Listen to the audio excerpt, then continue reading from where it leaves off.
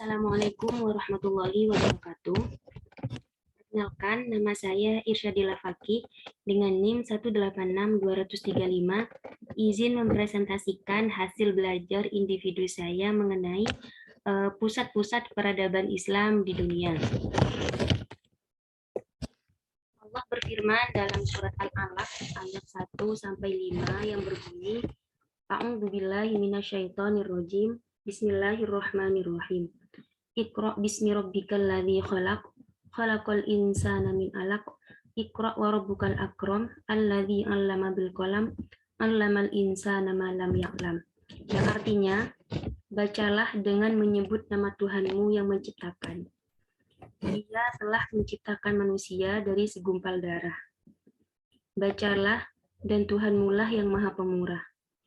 Ia mengajar manusia dengan perantara kalam. Dia mengajar kepada manusia apa yang tidak diketahuinya. Pada wahyu pertama, yakni surat Al-Alaq ayat 1-5 yang turun kepada Nabi Muhammad SAW ini, pada hakikatnya menginformasikan kepada umat manusia, khususnya umat Islam, tentang pentingnya pengembangan budaya literasi sebagai basis pembangunan peradaban. Kata Iqra pada ayat pertama yang bermakna membaca, mempunyai maksud berpikir kritis dan kreatif, meneliti juga mengembangkan sains dan teknologi, sehingga menjadi sendi utama tegaknya peradaban. Nah, mempelajari berbagai macam ilmu pengetahuan, khususnya sejarah peradaban Islam, merupakan salah satu bentuk mengamalkan surat Al-Alaq ayat 1-5 ini. Oleh karena itu, penting banget nih untuk mempelajari tentang pusat-pusat peradaban Islam yang ada di dunia. Maka dari itu, yuk simak penjelasannya.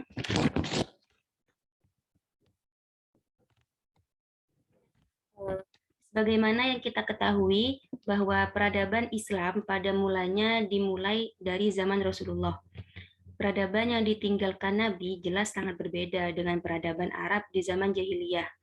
Dengan demikian, Islam melahirkan sebuah revolusi budaya dan peradaban. Peradaban Islam telah berkembang sangat maju di pentas peradaban dunia, dan bahkan sebelum kebangkitan bangsa Eropa itu sendiri. Sehingga akhirnya memunculkan beberapa wilayah di dunia yang menjadi pusat-pusat peradaban Islam.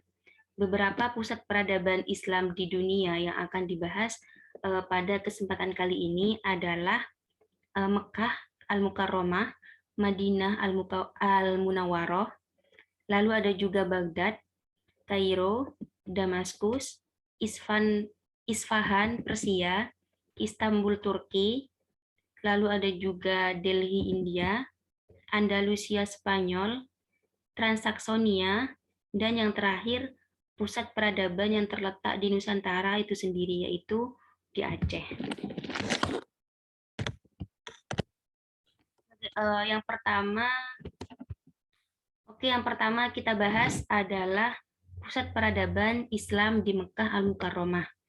Nah, sebagaimana yang telah kita ketahui di jenjang pendidikan sebelumnya, baik itu SMA, SMP, bahkan sekolah dasar, bahwa Mekah merupakan pusat peradaban jahil yang penuh dengan paganisme.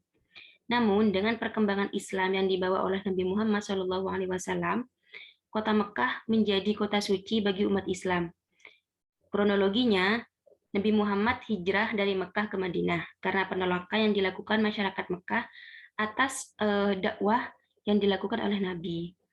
Setelah Nabi Muhammad dan para pengikutnya menjadi kuat posisi maupun kekuasaan di Madinah, beliau kembali lagi ke Mekah, kembali dengan damai untuk menaklukkan dan merebut kembali kota Mekah pada tahun sekitar 8 Hijriah atau 630 Masehi.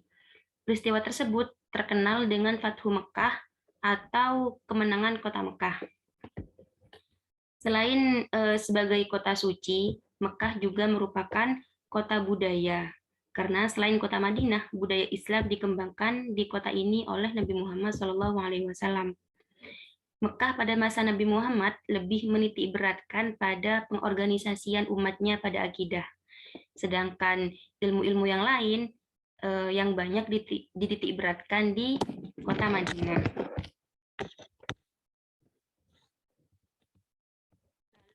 Peradaban Islam yang kedua adalah Madinah Al-Munawwaroh. Nama awal kota Madinah adalah Yasrib.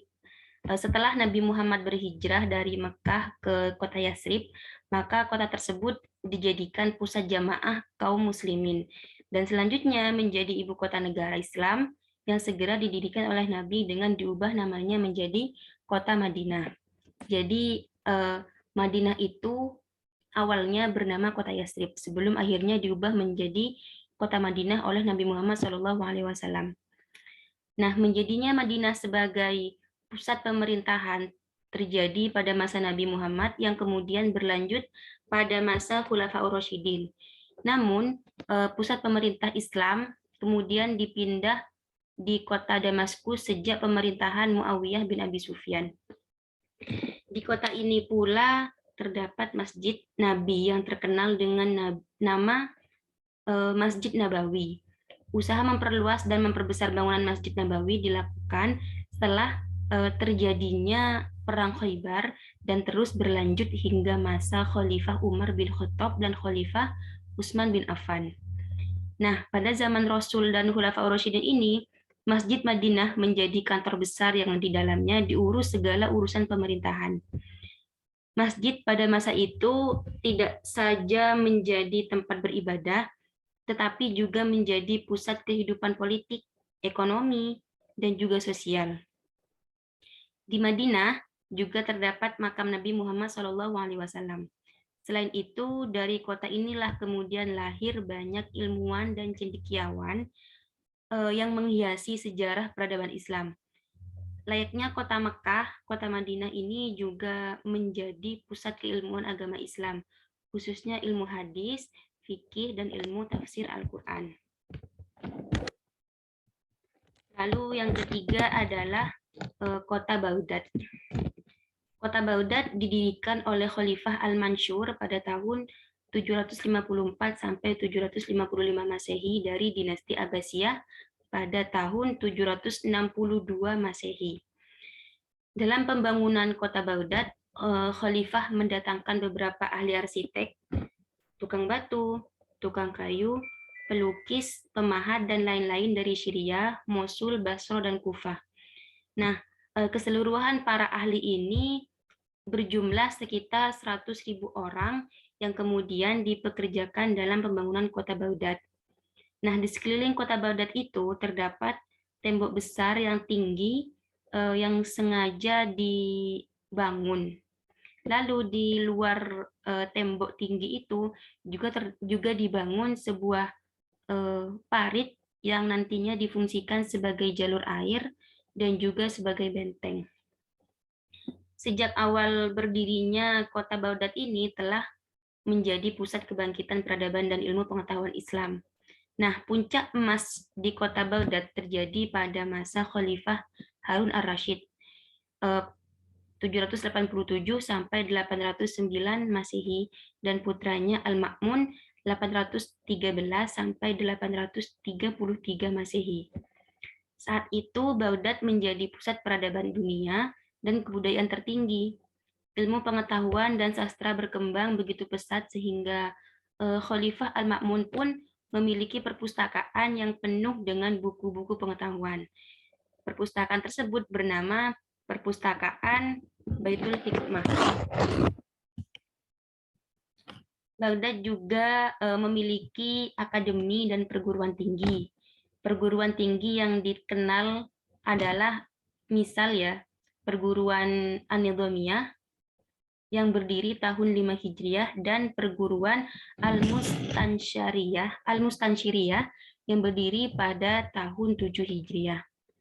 Tingginya nilai apresiasi mengenai ilmu pengetahuan di Baghdad menjadikan kota ini sebagai tempat lahirnya para ilmuwan, cendekiawan, filosof, dan penulis terkenal lahir dari kota ini. Antara lain, Khawarizmi sebagai tokoh astronomi dan matematika, lalu ada juga Al-Kindi sebagai filosof Arab ternama, ada juga Al-Farabi sebagai filosof besar, ada juga Ar-Razi sebagai filosof, fisikawan, sekaligus ilmuwan kedokteran, Selanjutnya ada Imam Anzali sebagai ilmuwan dan cendekiawan pertama. Dan yang terakhir ada Syekh Abdul Qadir Al-Jailani sebagai pendiri tarekat Qadiriyah. Namun karena adanya serangan dari bangsa Mongol yang berada di bawah pimpinan Hulagu Khan pada tahun 1258 Masehi dan juga serangan Timur Leng pada tahun 1400 Masehi dan tentara kerajaan Safawi pada tahun 1508 Masehi, kota Baghdad seketika runtuh. Jadi runtuhnya kota Baghdad ini akibat adanya serangan yang berturut-turut dari bangsa Mongol, Timur Leng, dan kerajaan Safawi. Ini contoh gambar dari perpustakaan Baitul Hikmah pada pada masa itu ya.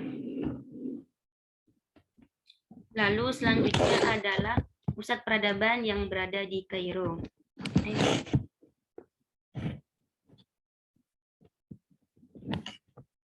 Kairo, kota ini awalnya bernama Mansyuriyah karena dinisbatkan kepada Mansur al-Mu'is lidinillah, dan kemudian nama tersebut diganti menjadi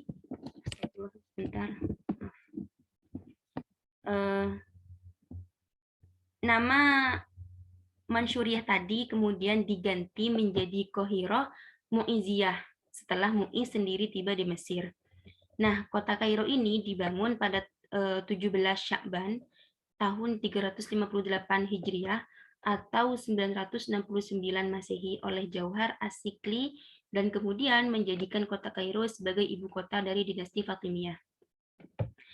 Kota Kairo mengalami puncak kejayaan pada dinasti Fatimiyah, yaitu ketika Saladin Al-Ayyubi, Baybars, dan An-Nasir pada masa dinasti Mamalek yang memerintah. Kronologinya adalah dinasti Fatimiyah dapat ditumbangkan oleh dinasti Ayyubiyah yang didirikan oleh Salahuddin tadi. Nah, pada saat itu, pada saat berhasilnya Salahuddin Al-Ayyubi menumbangkan dinasti Fatimiyah,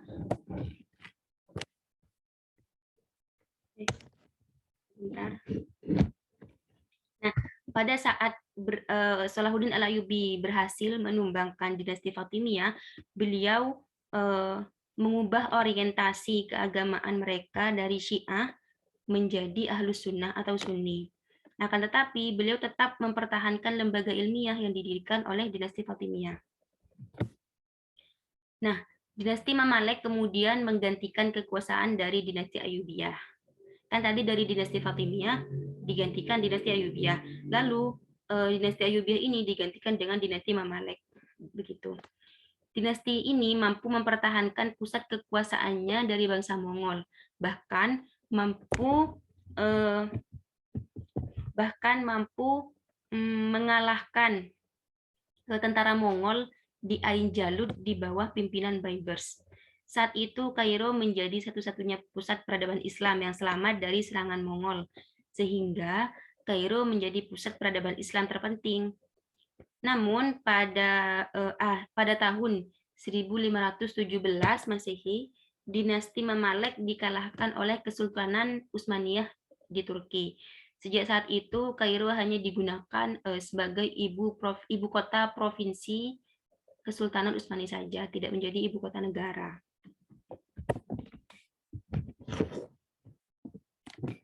Selanjutnya adalah pusat peradaban Islam yang berada di Damaskus. Nah, Damaskus di era pra-Islam adalah ibu kota Kekaisaran Romawi Timur di Syria. Damaskus adalah kota tua yang dibangun kembali di era dinasti Umayyah dan lalu dijadikan ibu kota negara sejak masa pemerintahan Muawiyah bin Abu Sufyan. Muawiyah bin Abi Sufyan selaku khalifah pertama dinasti Umayyah. Di kota Damaskus banyak bangunan indah bernilai seni. Selain itu, kota ini memang sengaja dibangun dengan rapi dan sistematis, dengan jalan yang lebih berimbun, kanal yang sambung menyambung yang digunakan sebagai jalan dan irigasi, serta taman rekreasi yang menakjubkan. Di kota ini juga terdapat Masjid Megah yang dibangun oleh Khalifah Walid bin Abdul Malik dan diarsiteki oleh Abu Ubaidah bin Jarrah. Untuk membangunnya, Khalifah Al-Walid mempekerjakan sekitar 12.000 orang terampil dari Roma.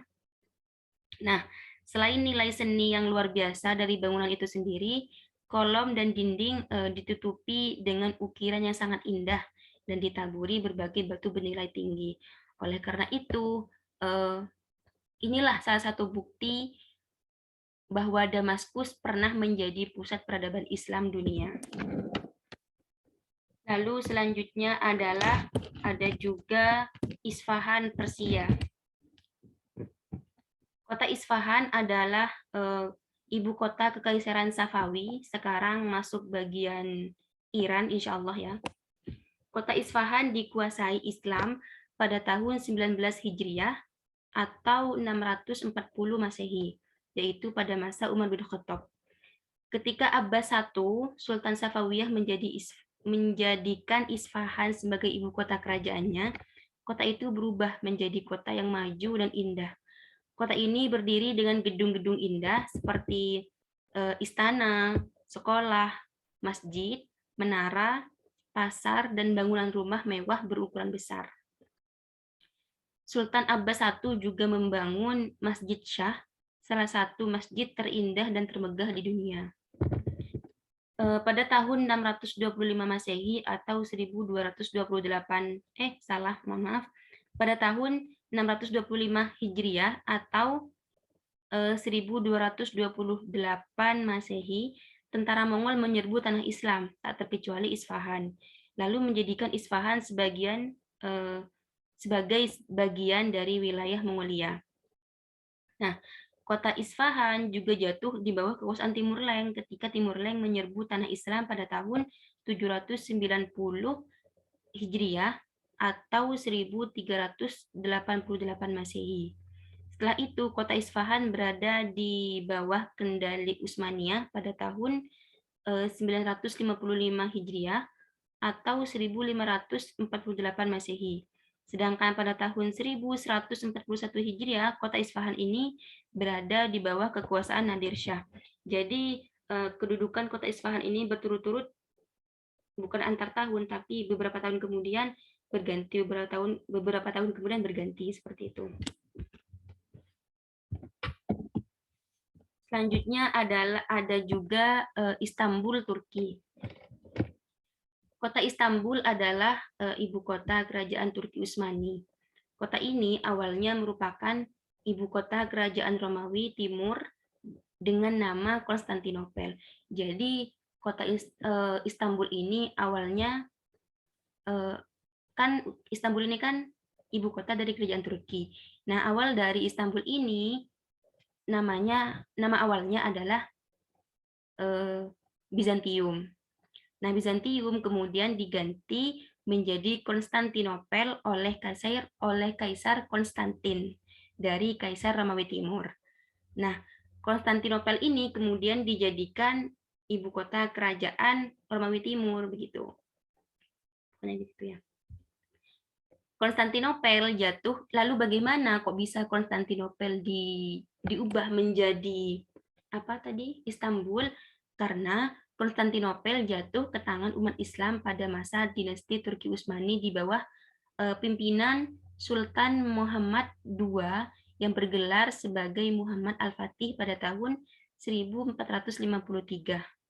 Nah, karena jatuhnya Konstantinopel pada Sultan Muhammad Al-Fatih ini, kemudian sama beliau itu diubah menjadi Istanbul dan dijadikan ibu kota di kerajaan Turki Utsmani.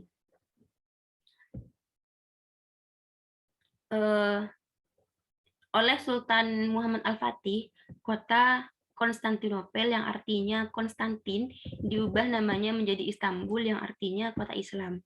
Sebagaimana halnya pada masa kerajaan Romawi Timur, kerajaan Turki Utsmani dengan ibu kota Istanbul juga menjadi sebuah negara adijaya pada masa kejayaannya. Wilayah kekuasaan dari Istanbul ini meliputi sebagian besar wilayah Eropa Timur, lalu Asia Kecil, dan Afrika Utara. Dalam bidang arsitektur, masjid-masjid yang dibangun membuktikan kemajuannya. Ada juga gereja Hagia Sophia, telah ditaklukkan kaum muslimin, lalu diubah menjadi sebuah masjid agung yang terpenting di Istanbul. Sedangkan beberapa masjid yang didirikan di Istanbul, ada juga Masjid Agung Sultan Muhammad Al-Fatih, lalu Masjid Abu Ayyub Al-Ansori, ada juga Masjid Bayazid dengan arsitektur Persia, dan Masjid Sulaiman Al-Qanuni. Istanbul menjadi pusat peradaban Islam bukan hanya karena keindahan kotanya saja, akan tetapi juga karena kota ini merupakan bekas pusat kekuasaan Romawi Timur. Yang mana pada kekuasaan Romawi Timur tadi terdapat pusat-pusat kajian keilmuan yang mendorong puncak kejayaan peradaban umat Islam. Dari segi letak, kota Istanbul ini juga terletak di daerah yang strategis karena menghubungkan antara dua benua secara langsung, yaitu benua Eropa dan benua Asia. Pusat peradaban selanjutnya adalah Delhi, India. Nah, Delhi adalah ibu kota kerajaan Islam, India Islam dari tahun 608 Hijriah atau 1211 Masehi. Awal mula Delhi dikuasai Islam akibat penaklukan yang dilakukan oleh Qutbuddin Aibak sebelum akhirnya pada tahun 602 Hijriah beliau menjadikan Delhi sebagai ibu kota kerajaan Islam Mongol.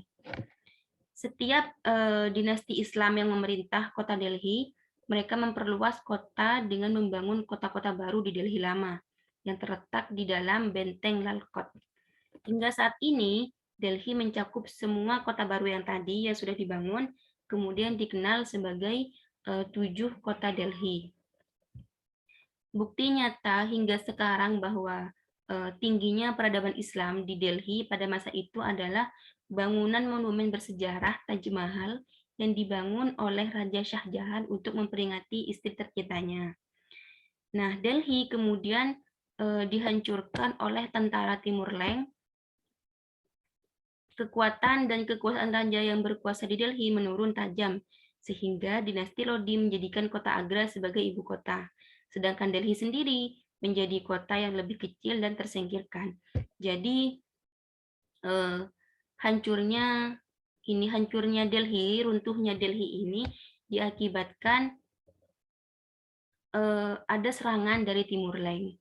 Jadinya akibat serangan tadi, kekuatan dan kekuasaan raja yang berkuasa di Delhi ini semakin lama semakin menurun seperti itu. Lalu selanjutnya ada juga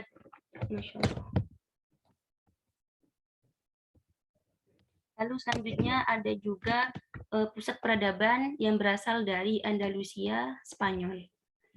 Andalusia adalah wilayah Islam di Spanyol. Setelah Andalusia menjadi wilayah Islam, selain membangun kota baru, kota lama juga dibangun dengan gaya seni arsitektur Islami sehingga Andalusia terkenal dengan kotanya yang indah.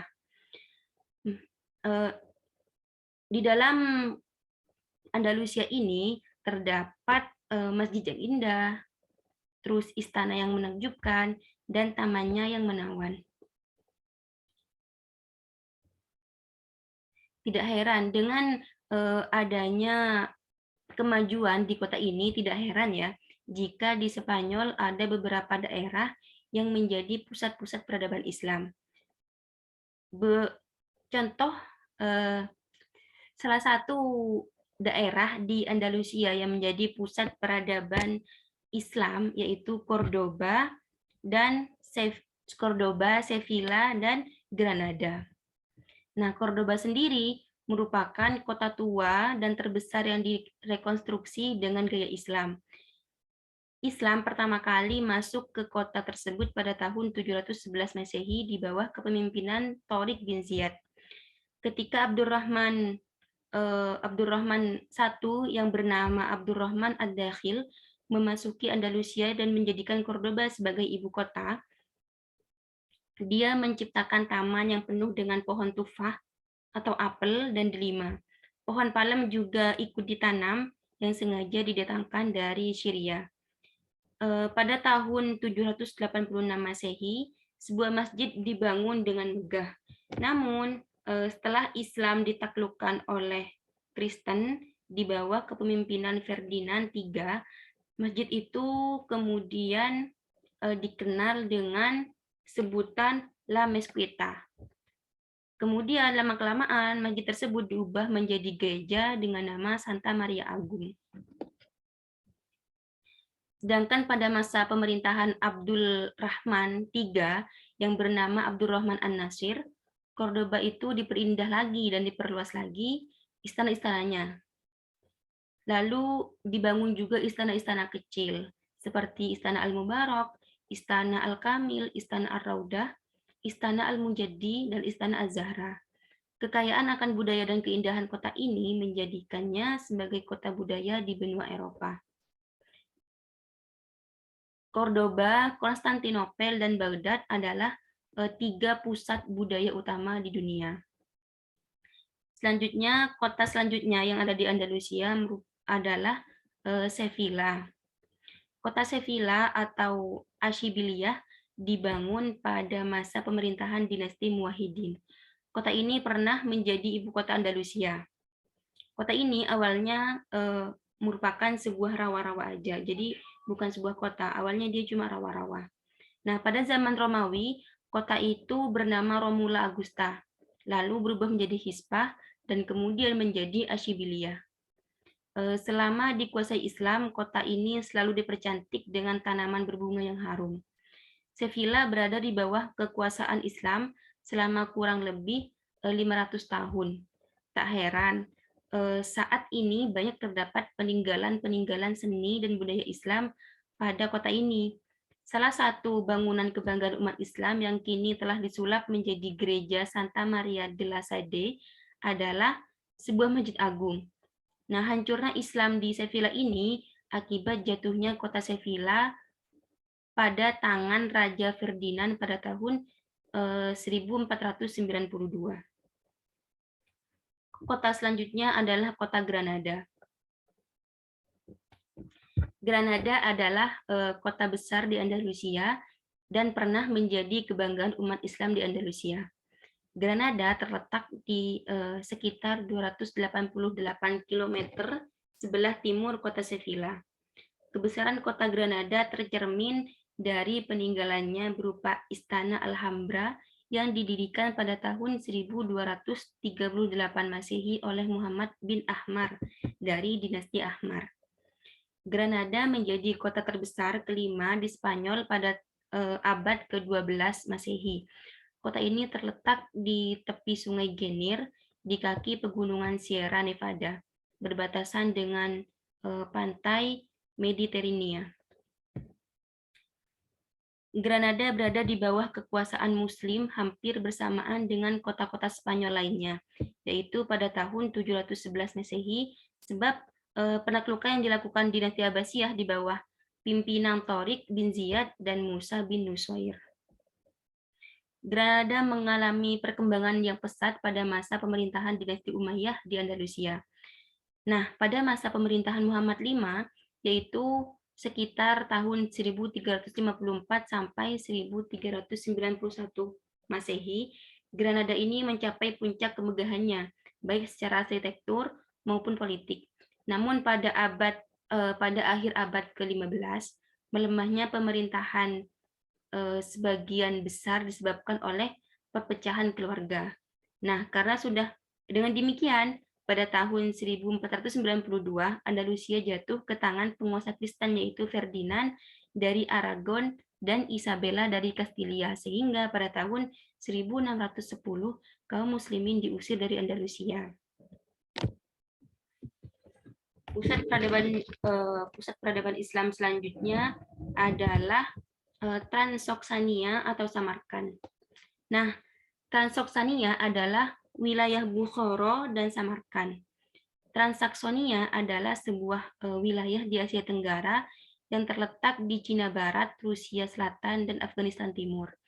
Di bagian wilayah ini terdapat 2 kota penting yang menjadi pusat peradaban Islam, yaitu Kota Samarkand, dan Kota Bukhara. Kota Samarkand sendiri terletak di sebelah selatan Sungai Asagat. Nah, sejarah Kota Samarkand tertua disebutkan dalam kisah Perang Iskandar Zulkarnain Alexander the Great di timur.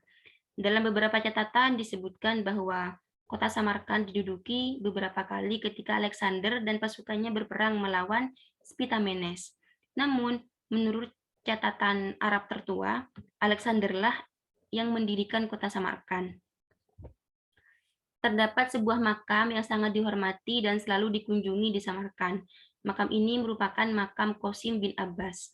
Beliau dianggap sebagai legenda pembawa Islam pada masa Khalifah Utsman bin Affan. Di Samarkand juga terdapat makam Abu Mansur al-Maturidi, seorang ulama teologi terkenal, pendiri madhab Maturidi dan pembela Ahlus Sunnah. Kota selanjutnya, kota di Transoksania yang menjadi salah satu pusat peradaban Islam adalah kota Bukhara. Adapun Bukhara diperkirakan sudah ada sebelum Islam. Kota ini sudah ada ketika Iskandar Zulkarnain datang ke sana. Pengaruh Persia sangat menonjol pada bangunan-bangunan kuno. Begitu juga pengaruh Cina yang dibuktikan dengan banyaknya umat Buddha sebelum Islam diperkenalkan ke Bukhara. Karena gagalnya dalam menaklukkan Transoksania, Al-Ma'mun sebagai Khalifah Abbasiyah yang ditempatkan di Baghdad menyerahkan urusan pemerintahan negara-negara Transoksania ini, khususnya Samarkand dan Bukhara, kepada keluarga Asad bin Saman. Nah, sejak saat itu, sejak diserahkannya urusan-urusan negara Transoksania kepada siapa tadi? Kepada Asad bin Saman, kedua kota ini menjadi daerah yang berada di bawah kuasa dinasti Samaniyah dengan kondisi masyarakat yang sangat makmur dan lebih kaya daripada di bawah pemerintahan Timur Leng dan keturunannya. Pada masa kejayaan Bukhara terdapat istana dinasti Samani. Istana ini merupakan universitas dan pusat kegiatan ilmiah dan ilmu kehidupan yang dikenal dengan nama Maktab Nuh bin Nasr As-Samani. Selain itu, kota Bukhara juga telah melahirkan seorang ulama hadis terkenal yang menulis buku The Hadith of Bukhari, yaitu Imam Bukhari. Pada tahun 906 Masehi,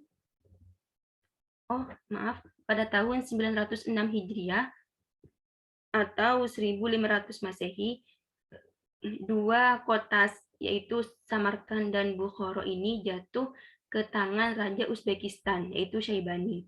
Namun, setelah kematiannya pada tahun yang sama, kedua kota ini direbut kembali oleh Babur yang merupakan seorang raja dari India dan Mongolia. Namun, selanjutnya Babur kembali ke India pada tahun berikutnya dan wilayah Transoksania ini kembali dikuasai oleh Uzbekistan, di mana Samarkand dan Bukhara menjadi bagian dari Uni Soviet. Namun, sejak tahun 1992, Uzbekistan menjadi negara Muslim yang merdeka karena Uni Soviet bubar dengan sendirinya. Pusat peradaban Islam yang terakhir yaitu pusat peradaban yang terletak di Nusantara, lebih tepatnya di Aceh. Aceh merupakan pusat dunia Islam di Asia Tenggara. Aceh merupakan pusat dunia Islam di Asia Tenggara. Pada puncaknya, Aceh merupakan pusat peradaban dunia di bagian Asia Timur, yaitu Asia Tenggara.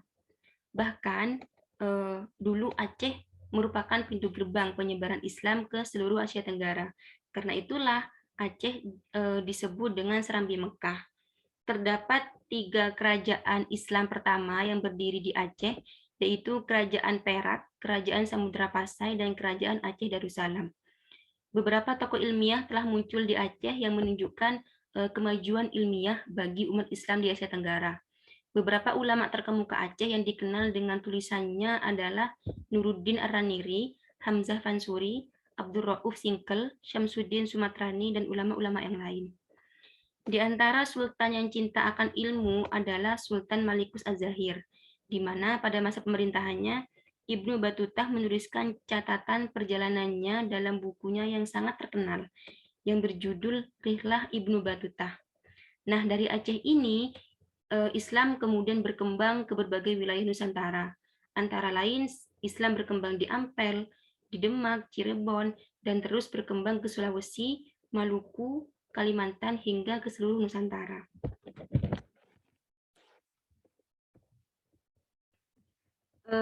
Dari penjelasan tadi, dapat disimpulkan bahwa sebelum Eropa mengalami kemajuan, peradaban Islam berkembang sangat pesat sehingga muncullah kawasan-kawasan pusat peradaban Islam yang masing-masing memiliki karakteristik sesuai dengan kondisi sosial budayanya dan politik yang mendukungnya.